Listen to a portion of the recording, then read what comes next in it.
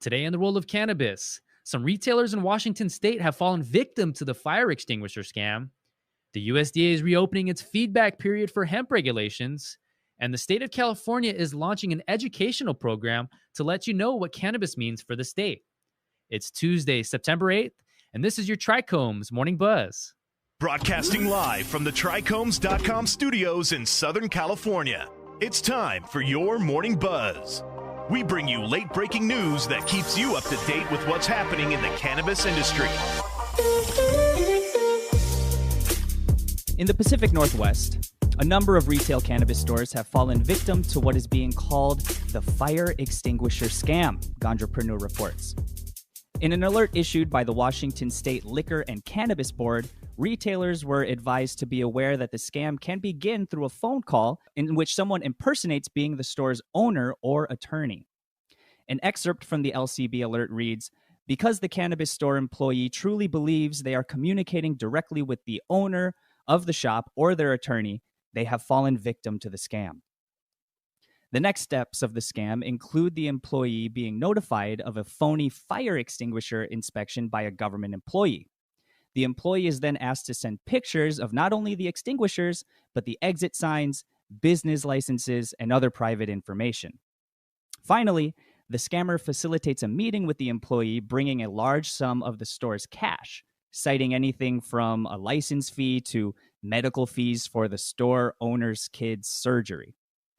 LCB is recommending that store owners forward the information to employees and report any experiences they have had with the scammers. Next up, following months of criticism, the U.S. Department of Agriculture announced that it will reopen the public comment period regarding hemp regulations.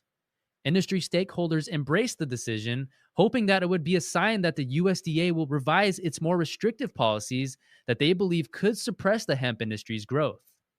Jonathan Miller, general counsel at the U.S. Hemp Roundtable, told Marijuana Moment that the organization is hopeful that this will help the USDA implement a final rule that hemp farmers and the industry can embrace.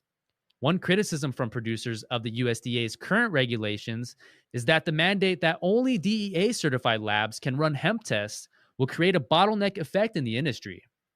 Industry professionals believe that hemp producers should have access to a wider range of labs. The USDA listed 12 specific areas in which they are seeing feedback, including interstate commerce, negligence, the 15-day harvest window, DEA laboratory registration, and more. When fully finalized, the USDA's hemp regulations are set to take effect on the 31st of October, 2021. Finally, California's Department of Food and Agriculture has launched a cannabis education program in effort to support the burgeoning industry. CDFA is committed to the success of our state's commercial cannabis cultivators, said CDFA Secretary Karen Ross in a press release. "This is California Cannabis celebrates the passion and hard work of licensed cannabis growers and highlights how we're all working together to protect and promote the health, safety, and quality of the industry. This is California Cannabis will feature comprehensive outreach and education efforts, including community events and workshops to highlight the technical assistance and support that is available year-round to licensed growers and new applicants seeking commercial cannabis cultivation licensure," the press release continues. Richard Parrott, director of the CDFA's Cal Cannabis Cultivation Licensing Division, said he's proud of California's cannabis cultivator community and the launch of the program.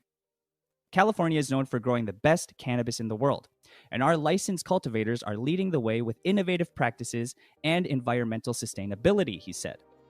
Cannabis cultivators are invited to receive more information and begin the license application process by directly contacting the CDFA. And that was today's Buzz. Thanks for listening. For more cannabis news and insights from industry professionals and a place to discuss these stories and others, visit TRICHOMES.com. And be sure to catch up with all of our other cannabis industry-related podcasts like Hash It Out, The High Ground, or Careers in Cannabis, wherever you get your podcasts. For TRICHOMES.com, I'm RJ Balde. And I'm David Fortin. Take care.